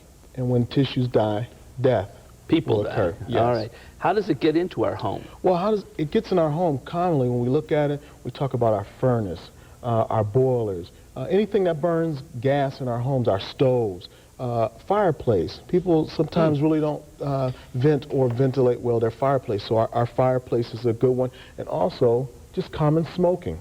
How do we know if we're breathing in carbon monoxide, if it's colorless and odorless and invisible? And I mean, it's there and we're breathing it, but we can't see it. You know, since you can't see it, you can't taste it, you can't smell it, but there are some symptoms. What would they be? And some of those symptoms, it comes on like it's flu, but it's flu without fever. And some of those symptoms are a headache, fatigue, the person becomes nauseated, they may even vomit, they're very dizzy. So the symptoms are a little bit like the flu-like symptoms. Is it misdiagnosed since it's so similar to flu? It is misdiagnosed a lot. Now, how can we prevent the problems? Well, I think some of the problems some of the things that we can do to prevent the problems is, number one, is really have professional people come in and look at your furnace before you turn it on in the winter months, and also have your chimney checked regular. So there are some things that you can do to really prevent that. If you're running your car in your garage, run it with the door up and never with the door down, but even with the door up, you still can get carbon monoxide poisoning inside that small space. All right, now, you've brought something that everybody should be aware of. Let's talk about it. Yes, I just stopped on the way here. I stopped at Home Depot and I picked up a carbon monoxide alarm and a smoke alarm. And one thing my wife said, stop by and get them from the store because they look just alike. So you really have to read the labels before you purchase them because they do different things. Your smoke alarm will not detect CO, and your CO sometimes will not check or detect smoke. But there are some that, yes, you need both, and then some of them are built with both. You can get these at any hardware store? You can get them at any hardware store, Home Depot, Lowe's. What kind of costs are we looking at? Well, the smoke alarm, that one I got for $11.95, and then our carbon monoxide alarm is a little bit more. It's about $24 and up. All right, you get this, you put it up in different places around the house? Well, some of the instructions, I think when you buy one, you can look on the back and find it, but I would try to put it in sleeping areas, hallways, one in my basement, one in the kitchen. And if it goes off, do we start looking for where the carbon monoxide may be coming from? Definitely not. If it goes off, I think what you really need to do is go back and check it and see if the battery needs to be changed or if there's something wrong with it. If it's working? If it's working properly and it goes off, we need to leave our homes, ventilate, open the doors and the windows, and call 911. Sounds good. Good advice. Knowing the symptoms of carbon monoxide poisoning and having a working detector in your home can save your life. For more information, give Metro Health a call. My thanks to Clarence Moore. For more information, call the Metro Health Advantage line at 216-778-3004. Again, the number is 216-778-3004. Next, why you need Ohio's new living will form. We're Gateway Title, keeping life simple. Thinking about selling your home? Would you like to do it yourself but need some help? It's so simple to get us on the phone. We'll teach you the facts and show you how easy selling your home can be. Gateway Title. We're keeping life simple. We're Gateway Title. We're keeping life simple. Looking for places to go, things to do? Welcome to our community calendar. The large print calendar for 2005 is available from the Cleveland Site Center. The calendar features bold print, plenty of room to write appointments, and comes with a bold writing pen. For more information, call 216-791-8118 or stop by the Idea Shop at the Site Center weekdays from 9:30 to 4:30. Is snow just frozen rain? Are all snowflakes shaped alike? Is it ever too cold to snow? Can groundhogs really predict the weather? Explore the science of the season at the Cleveland Museum of Natural History's The Science of Snow at 10 a.m. on Saturday, January 29th and February 5th. Call 216-231-4600, extension 3279, or visit www.cmnh.org.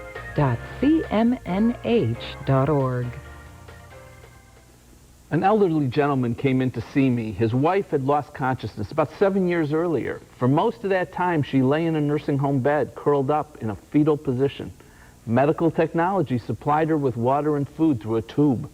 Her husband knew that that would not have been his wife's choice, but because she had not signed the proper legal documents while conscious, his hands were tied.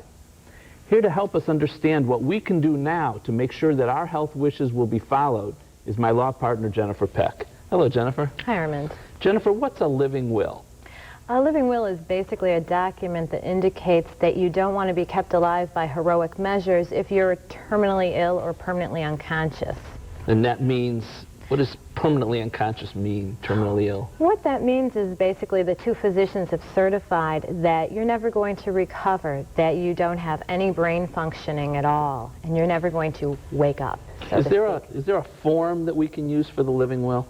Yes, there is a form that was created with the Ohio Medical Association, the Bar Association, and hospice organizations. They've come up with a printed form of their own. Okay, and is this it? Right here, the State of Ohio Living Will Declaration with the logos at the top. That's an old form that was created in 1991. It's gone through several revisions since then. And I recommend that people execute the most recent form, which was actually just enacted in December, and here's what it looks like. Right, so this one has the logos at the bottom, and more of them. Correct. And that's the form that people should use. What does the new form offer that the old form did not offer? Well, there were two really major revisions to the form. First was that the new form creates a do not resuscitate provision. You can choose to have a physician issue a DNR, or do not resuscitate order, if you're permanently unconscious or terminally ill. And that means don't do CPR on Exactly. Don't do any CPR at that point. Right. The second most recent revision to this form was allowing people to choose to donate organs, both to help others and for scientific research. There's even this separate donor registry form that goes along with the Living Will Declaration that allows you to make a lot more detailed choices regarding your organ donation. That's a good thing. If people want to That is a very donate, good this thing. is the document to sign then. Absolutely. There are a lot of different forms out there, not necessarily the ones we were showing. In fact, sometimes lawyers create their own. Is there any reason to use these as opposed to others? Well, I would recommend that people stick with these forms because they were created by the Bar Association and the Medical Association and hospice organizations. They're widely used throughout the state of Ohio. Doctors, nurses, and other caregivers recognize them, EMS personnel. They know what they can do. Exactly. When you vary the form or use your own form or a retyped form, they may not recognize the form and they may have to pass it through legal. Ooh. And once it goes to the lawyers, who knows? That's right. It may take more time. Thanks, Jennifer. If you want your health care wishes honored, take Jennifer's advice and make a living will and get the most up-to-date forms put out by the Ohio Medical, Bar, and Hospice Associations. My thanks to my law partner, Jennifer Peck. Call Beautician Solomon at 1-888-236-5173 for more information. Again, 1-888-236-5173. Golden Opportunities is sponsored by Metro Health Medical Center, Lineweaver Financial Group, Tawcheck Tax Service, Gateway Title Agency, Plax & Associates Financial Services, and Beautician Solomon Attorneys at Law. Thanks for watching today. We might have run out of time now, but we'll be back next week with more helpful tips and advice. Until then, make the most of your golden opportunities.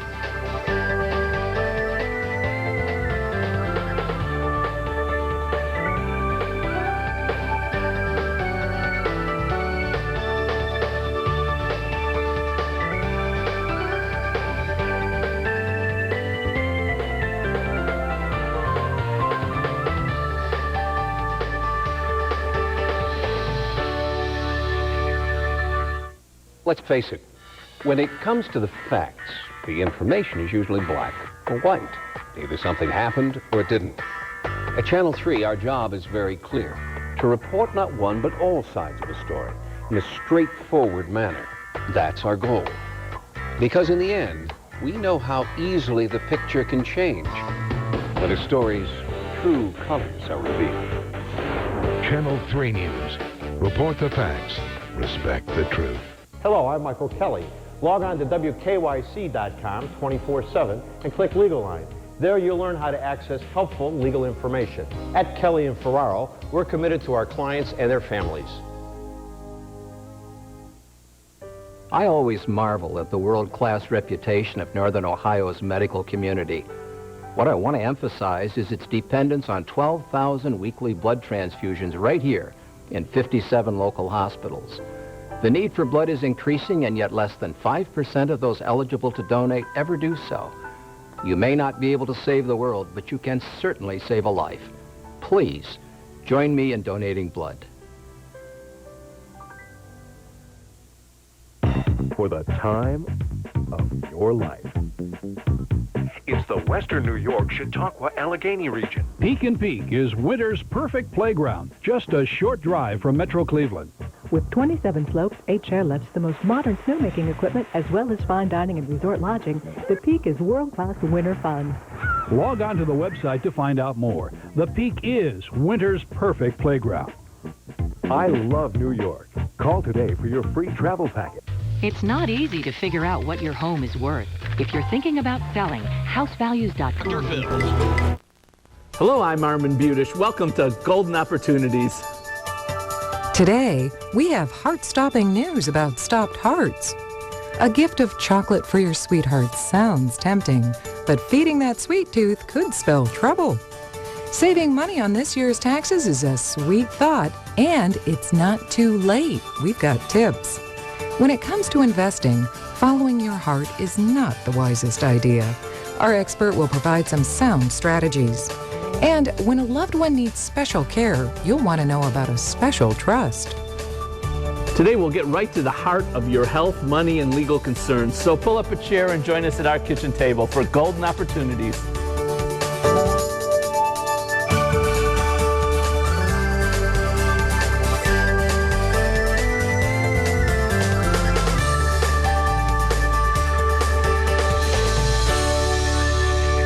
What's your time worth? When you're having a heart attack, literally every minute, every second is priceless. Here with timely advice is a time-tested cardiologist from Metro Health's Heart and Vascular Center, Thomas Vrobel.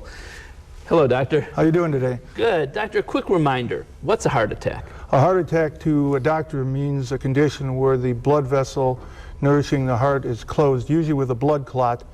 This shuts off the blood supply to the heart muscle that leads to death and damage to the heart tissue. How can you tell when you're having a heart attack before it gets so bad that you're actually lying on the ground? Well, the first symptom that usually occurs is moderate to severe pain in the middle of the chest, which can radiate up into the shoulders, the neck, and even down the arms.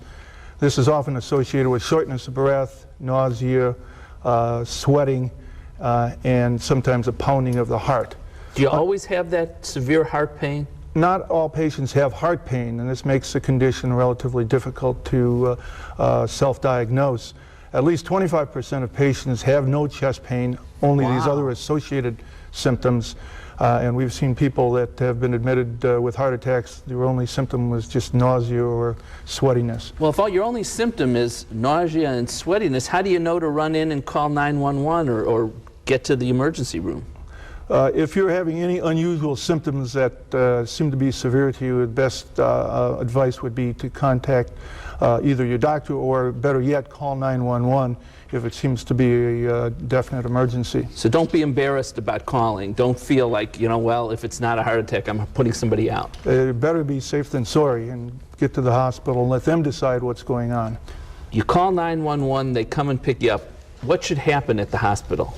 As soon as you get to the hospital, if there's the possibility that there's a heart attack, they should do a cardiogram immediately and look for the signs of a heart attack on the cardiogram. This should be interpreted within 10 to 15 minutes of entering into the hospital. If there's no evidence of a heart attack, that's fine. You can be watched and the condition further diagnosed. But if you're having a heart attack, then immediate care should be delivered. And what is that? What's the best care to get? The best care is to try to open up this blood clot in the vessel, and this can be done either by giving a clot dissolving drug to the heart or by passing a balloon through the clot in the heart vessel and opening it up. And I think you brought us a balloon here, right? This is this little tiny thing, huh? This little tiny thing has to be threaded into the heart vessel and expanded where the blood clot occurs to open the vessel. And that will open up, and I think you have, that's called angioplasty. That's called an angioplasty, yes. You have a tape that you've brought with us to show us how an angioplasty works? Yes, I do. Would you talk us through it? Okay. Okay, there we go. This is a picture. The tube is in the beginning of the vessel going down the right side of the heart, and you can see a small portion of the vessel open, and then it stops flowing. All right. Now we're seeing? A small wire has been advanced through the blocked area, and now a angioplasty balloon has been inflated to open the vessel. Commonly there's a metal coil called a stent that is expanded on the vessel to keep it open. And then there's a third segment here. And this is the final result. You can see there's a large vessel that was occluded, nourishing a large area of the heart. So when you see it change color, darken, that's the blood flowing through it? That's the resumption of blood flow to the heart muscle. Once it's open, that's what happens? That's what happens. Does this work? This works about 95% of the time if you get into a heart catheterization laboratory. Wow. If you think you may be having a heart attack, don't waste a minute. Get emergency care. My thanks to Dr. Vrobel for his up-to-the-minute information. For more information, contact the Metro Health Heart and Vascular Center at 216-778-5064. The number again is 216-778-5064. Next, Valentine's Sweets and your teeth. We're Gateway Title, keeping life simple. Thinking about selling your home? Would you like to do it yourself but need some help? It's so simple to get us on the phone. We'll teach you the facts and show you how easy selling your home can be. Gateway Title. We're keeping life simple. We're Gateway Title. We're keeping life simple. Are you sending sweets to your sweetheart this Valentine's Day? If so, you might want to treat them to a toothbrush and dental floss as well. Sugar can damage your teeth, so if you have a sweet tooth like me, it's time to listen up. Here to sweet talk us is Dr. Stephen Marsh. Hello, Steve. Good morning, Armin. Steve, is sugar really that bad for our teeth? No, sugar is bad for our teeth. Oh, I didn't want you to say that. Yeah, what happens in the mouth and the reason we get decay in cavities is that we always have bacteria in our mouths. The bacteria feeds off sugars and starches and breaks it down into an acid. And that acid, as you get repeated attacks on the tooth, will actually cause decay or a hole in the tooth. And that's how it happens. It's analogous in a way to having salt on your car and leaving it all winter. So we say sugar plus bacteria equals the acid. Acid in the tooth gives us tooth decay. Can we outgrow this problem of cavities as we get a little older? I wish it were true, but in fact, the problem grows as we get older. People think kids get most of the decay, but it's mostly adults. And there are a number of factors that contribute to it. What are those? Well, one of the things that happens as you get older is that you many times have a decreased saliva flow, meaning you may be on a medication. Many of your viewers may be on some heart medicine that gives them dry mouth. They may have diabetes. That also contributes to dry mouth. And saliva acts as a lubricant.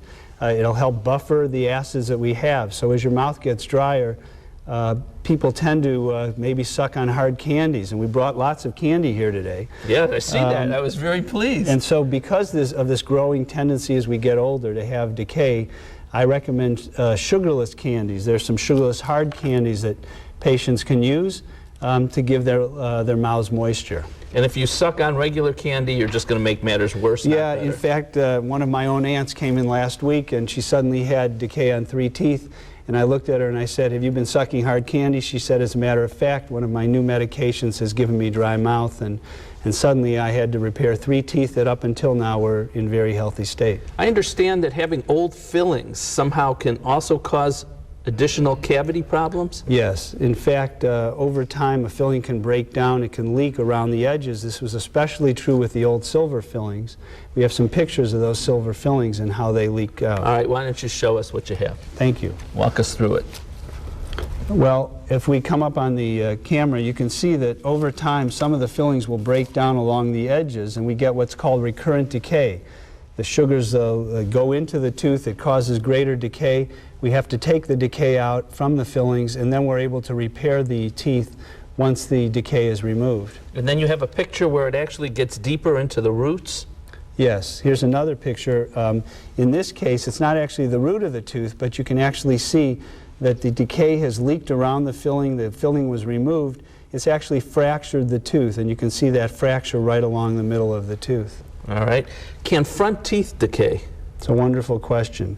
Food can get caught anywhere, so in fact, front teeth can decay, and we have some pictures to show that as well. Let's take a look. Okay. In this picture, this patient had a number of problems. They had decay between the teeth. They had some old fillings that had washed out. As well, the patient wasn't happy with their smiles, so we said at the same time as we could remove the decay and the old fillings, we could bring them back to the smile they wanted. We did some gum contouring and then put porcelain veneers over the teeth once the decay was removed. What an amazing difference it makes. Thank you, Steve. Save your teeth and avoid dental bills. And what about all that candy you're going to get for Valentine's Day? Why not send it to me? I promise you I'll enjoy it, and then I guess I'll have to see Dr. Steve Marsh. We'll be right back. To learn more, call Dr. Stephen Marsh at 440-461-1003 or log on to www.clevelandsmiles.com. Next, we've got last-minute tax tips to save you some cash. But first, on Valentine's Day, we hope that when Cupid draws his bow, he has good aim. Cupid was the god of love to those in the Roman Empire. But back in ancient Greece, he went by another name. Can you take aim at the right answer? Aphrodite, Lovus, Eros, Hardicus. What's it worth when you have to make the call? Who do you call? Somebody who will listen. Someone who lives where you live. Knows what it means to be part of the fabric of your community. And how it feels to be able to help friends you've grown up with. Families you've known forever. Find out what it's worth. Call us. Bush Family Funeral Chapels, Remembrance Centers, and Crematory. The West Side choice for remembrance without regrets. If you shot your arrow at Eros, you hit the mark. He's the son of Aphrodite, the goddess of love and beauty, who is also better known by her Roman name, Venus. Today, love is most frequently depicted by two hearts pierced by an arrow, Cupid's arrow.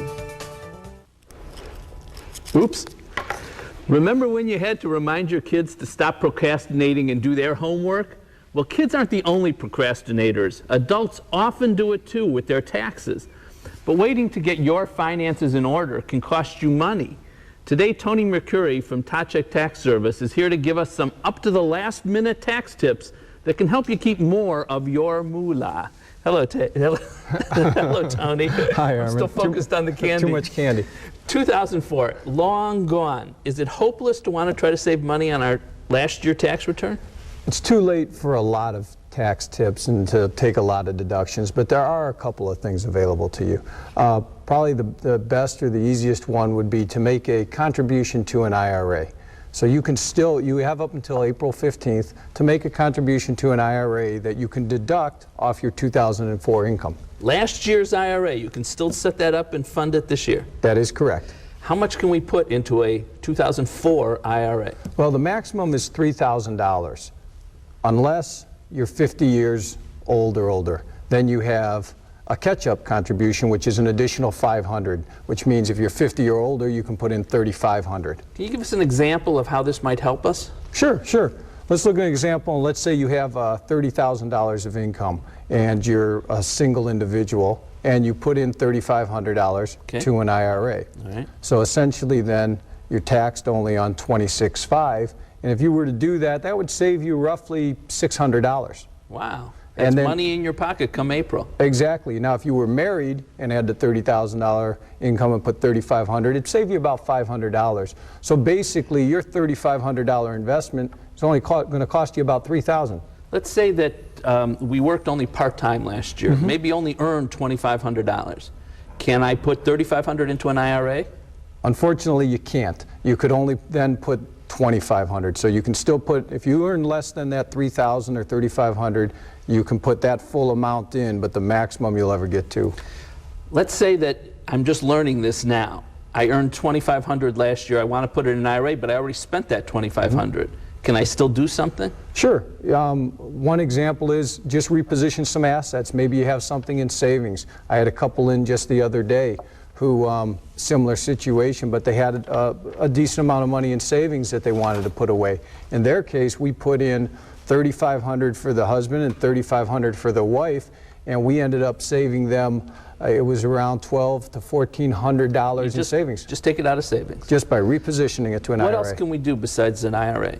Well, if you're self-employed, a lot of folks consult, and so you're self-employed, you can do it what they call a SEP IRA. Now that has a little bit higher limit, where you can do either 20% of your income or $41,000, whichever is less. All right. Give us one more tip if you can before we're done. I guess this may sound kind of ridiculous, but make sure you pick the right filing status. For instance, a lot of times people who may be single, instead of taking single, take head of household. Maybe you have a grandchild living with you or a child living with you, or maybe you have a parent that moved in with you. In those cases, you can take head of household and you'd save some money? You may be able to take head of household, and it could save you easily $500. Wow. Not bad little tip. No, it's right great. Before April, we can use the money. Even though 2004 is over, there are still ways to save money on last year's taxes. Give Tony a call to find out more. The number's up next. We'll be back. For more information or a free fact sheet, call Ta Check Tax Service at 216-398-4333. Again, 216-398-4333. Next, find out why you may love investing in real estate. It's time to get up and go. An exercise minute on golden opportunities. Today we're going to do an exercise that helps you stretch your spinal cord and gets your nervous system as lengthened as possible. Okay, this is great to reduce neck pain, back pain, leg pain. What we want to do is just pull our foot towards us, keep our knee straight, and Jan's just going to pull her head down and just slowly bend her back. Armin's doing the same thing. What you want to do is hold it, and what you can feel is this heavy burning sensation going down your back. You just want to be real gentle with this. Feeling that, Armin? Oh, I feel the burning. All right, that's good. What we want to do is just hold it for probably 10, 15 seconds, and then you can just bring it up slowly. It'll help you get up and go. If you'd like to receive a copy of the exercises featured on Get Up and Go, call our Kitchen Conversation line at 1-877-765-1543 and leave us your name and address. With interest rates and the deficit going up and the dollar going down, you may not want to have all your investments in stocks and bonds. Here to home in on the real truth about real estate investments is our real good financial advisor, Elizabeth Plax, founder of Plax & Associates Financial Services. Hello, Elizabeth. Hi, Armin. Some economists are saying that right now the economy is in something called a reflation. What's that? Reflation is a period when corporate earnings are improving, when inflation is begun to grow slowly, when the dollar is depreciating, and when stocks and bonds are performing moderate, what we would call moderately 7-8%, high single digits. And that's what we're expecting will be happening. Right, for the near term. All right, if we want to do better than moderate growth in our stocks, is there a way to do it? I think so. I think that real estate that you just mentioned is a good way to improve the mix of your total portfolio by introducing anywhere from 5 to 20%, depending on your comfort level, of real estate with stocks and bonds. I'm not suggesting that you do away with those things. What will real estate do for us if we put some of our investments? It does several things. Number one, people understand real estate. It's not like investing in .com companies like we did a few years ago where you had no idea what was going on. Right. People know real estate. Secondly, real estate has had very competitive rates of return over the years compared to stocks and bonds. Now, let me give you an example. In the last 30 years, Stocks were growing, or had an average annual return of anywhere from 11 to 15%, depending on, small or large cap funds. Bonds at about 9%. Real estate investment trusts were running about 13%. So very competitive with stocks. And so that's a good alternative. Secondly, over the years, again, real estate has proven to be less volatile than stocks, and so you're getting a very competitive return with less volatility, a very attractive option for many people. And so you're able to increase the return of your overall portfolio and decrease the volatility at the same time. And that's a good thing. That's a good. That's now, are you always a good thing. suggesting we run out and buy a plot of land, on Carnegie in Cleveland? For some people, that has worked very well. For most people, we don't want to be landlords. Right. And so, in fact, the investment world has created a variety of options through which we can invest in real estate.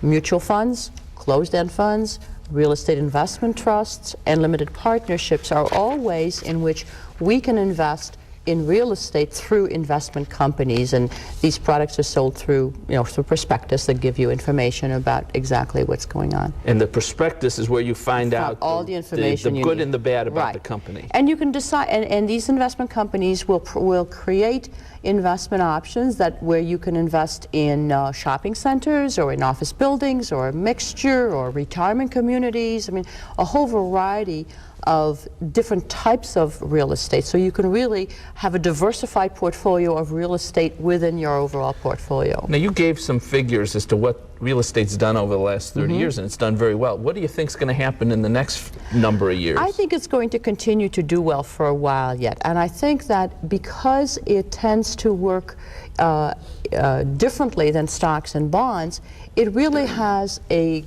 good there's really a good reason to have it in your portfolio as part of a core investment. It's a balancing act, and so a little stocks, a little bonds, a little real estate, I think creates a very well-diversified portfolio. A little of this, a little of that. You might really want to consider one of the options for investing in real estate. To get some real helpful information, give Elizabeth a call for a free fact sheet. The number's up next. Call Plax and Associates Financial Services at 216-514-3300 for more information or a free fact sheet. Or visit www.lpl.com/elizabeth.plax. Next, special trusts for loved ones with special needs. Mr. Leary's here for follow-up. He's due for an echocardiogram. How's it going? The echo first found his disease. With the technology, we were able to discover his heart problem and give him the treatment that it took to maintain his lifestyle. And now everything's resolved, so he's been doing very well. We develop a relationship with patients. Mr. Leary's been a friend to me. I mean, we've been through a lot together in the last several years. All right, we'll take a look at it and I'll give you a call. Looking for places to go, things to do? Welcome to our community calendar. University Circle's Judson Park will hold a free open house on Tuesday, February 15th at 2 p.m. Enjoy refreshments and tours. Reservations are required. Please call 216-791-2321. One of Ohio's finest quilt shows is now through March 23rd at Lake Farm Park. Attend workshops with featured artists, programs for kids and adults, luncheons, afternoon teas, and dinners. Quilts 2005 is wheelchair accessible, and both assisted listening and sign language are provided. For more information, call 1-800-366-3276 or log on to www.lakemetroparks.com. Leaving an inheritance to benefit a child or grandchild with special needs can be a real challenge. They may not be able to manage the money, and receiving an inheritance may cause them to lose public benefits. So what can you do? Here with some special answers to these special needs questions is my very special law partner, Lori Steiner. Hello, Lori. Hi, Armin. Lori, why would it be a mistake to just leave an inheritance directly to a child who has special needs? Well, there's two primary reasons. First, a disabled person may not be able to manage and handle their inheritance. Secondly, the inheritance will probably cause them to lose benefits like Medicaid, Social Security, SSI, housing subsidies, and other public benefits that are typically driven by asset and income. Can you give us an example of how losing your benefits could actually harm an individual? Well, sure. Let's take an example where you have a son who has serious health problems, and his medical costs are running in excess of $5,000 a month. Okay. Medicaid currently covers the costs, but if you leave him, say, a $100,000 inheritance, then he's going to lose the Medicaid. Now, he'll use the money up to pay for his medical care, and he will get Medicaid back at some point. But the problem is, once that inheritance is gone, it's gone. And public benefits help, but they don't cover everything that a person really needs. That's for sure. They sure don't. No, they don't. So they won't cover maybe clothing, travel, computers, maybe even the apartment. So, you know, it's a real problem. And when the inheritance is gone, that comfort amount of money set in the bank is gone too. Would it be better to leave the disabled child's portion of the inheritance to maybe your other healthy child to hold for the disabled child? A lot of people do that. But is that a good idea? The problem is that sometimes the healthy child may spend the money and it won't be there to help as an inheritance for your disabled child. Another problem is, even if the healthy child is wonderful, loving, good, kind, considerate person. All our children are, right? The money just may not be there in the future, because if the healthy child gets divorced, or the healthy child dies, the money may end up with their spouse, who may not be inclined to help out that disabled child. Or if the healthy child is sued, the money may go in inheritance. The court doesn't make any differentiation between the healthy child's money and what is supposed to be an inheritance set aside for a disabled child. If leaving it to the healthy child is not necessarily the best answer, what is the best answer? Well, you really need to think about setting up a special needs trust. What's that? The funds are set aside to be used just for the disabled child's benefit, but the difference between it outright and in this special kind of a trust is having the funds there for their benefit. Don't throw them off their benefits like Medicaid. They're used to supplement the public benefits instead of replace them. It's a much better way to benefit a disabled child, because if the healthy child gets divorced or dies or gets sued, the money is still there intact, ready to help and benefit the disabled child. And when the disabled child dies, the money can be left to your heirs instead of back to the state of Ohio. Is this a trust that's been around, that's been tested, that we know works? It has been around. It's been used, but a word of caution, about 2 years ago, the state of Ohio updated the regulations and put in a lot of very strict requirements. So if you did have a trust that was set up before that time, you really need to have an experienced lawyer take a look at it, because it's likely to need some substantial revisions.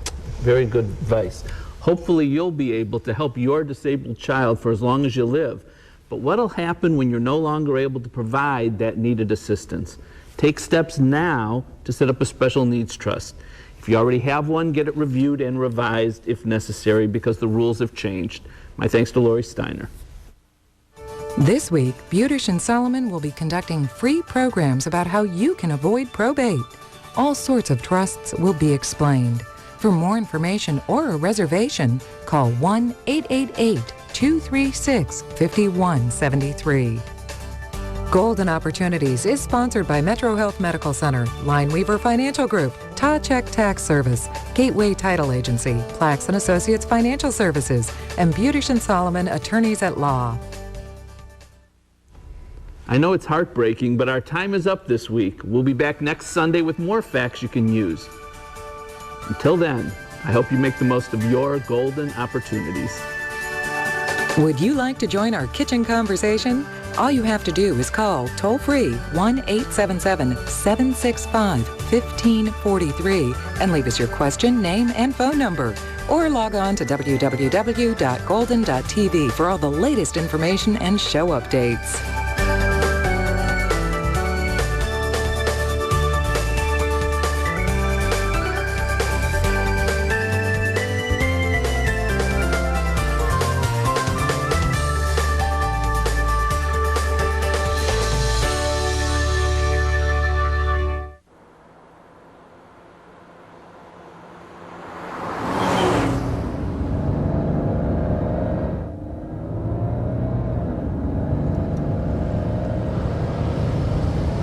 If the brake pedal is your only form of car insurance, maybe it's time you gave us a call. 1-800-SAFE-AUTO. We keep you legal for less. Have you looked at your car's finish lately? Maybe it's time to get it painted. And now's the best time because Maaco is having a sale. At Maaco, you'll get a quality paint finish and a great deal. Best of all, Maaco will get the job done fast. Hurry and call today. For a limited time only, get half off our popular presidential paint package. If it's time to paint your car, visit your local Maaco Cosmovision specialist today. This woman bought her three-piece designer suit at K&G for just $99.99. At a department store, she would have paid twice as much. So what'll she buy with her savings? K&G. For men, for women, for less. Start your day right with Channel 3 News Today. Call Giorgio's Oven Fresh Pizza right now for a large pizza with up to 3 toppings for just $8.99. Giorgio's Oven Fresh Pizza Company. Fresh is our middle name. Diamonds, IMG. Diamonds, IMG. Diamonds, the perfect way to say just because. Shopping for a diamond, think everything looks the same? Then visit Cleveland's #1 diamond jewelry company, IMG, where if you don't see what you want, we'll create it for you. IMG for a wide selection of fine quality diamond rings, bracelets, necklaces, and more. Shop IMG, the diamond jewelry you've been looking for at a price you can afford. Relationships are built to last. Let's start ours today. Next on Channel 3 News.